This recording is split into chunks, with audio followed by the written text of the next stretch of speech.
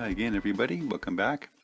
Next up, I'm going to try this Masterbox series, a legendary 60s series with these three figures. I got this last Christmas. I ordered this last fall in 2022 and gave it to myself for Christmas. So I pulled it out of the stash there and thought I'd work on that this week. So I've got the three figures started here. Upper and lower body parts are glued together. A lot of seam work, clean up. There's a little dog and a suitcase comes with that. So next I'll be beginning the skin tones. Just using this Humbrol enamel. It's a little darker than I would like, but it's a good skin tone. And being an enamel, I put that on, and when I'm putting the craft paints on for the other colors, it doesn't rub off as easily.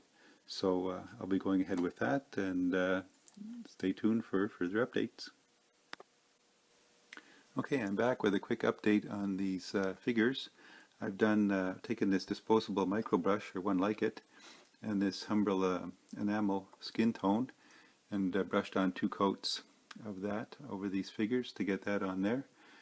So once that's dried now, that'll be on there permanently, and when I do the craft paints for the clothes and the hair and the details, I shouldn't be able to damage the skin tones. So it's moving right along. Stay tuned. Okay, I'm back again with a quick update on the progress on this Masterbox figure kit. These 3 figures, Legendary 60 series on New Adventures. As you saw in the last video, I had painted on the skin tones with the Humbrol enamel. And what I've done in the meantime, I hadn't put any primer on it, but it probably would have been easier if I had painted some primer over the rest of the figures before putting the color on, but I skipped that step, and so it took maybe a little longer, an extra couple of coats of thin coats of the color paint to go on the craft paint. But I got that done. I spent most of yesterday doing the painting on the figures, the eyes and the mouth and the clothes and the hair, and it came out really well. I'm really pleased. Now it's just a matter of attaching the tops and bottoms. So what I'll do now is I'll just aim down here and show you the 2 halves of each one that I got done here. I'm really happy with the way it's turning out.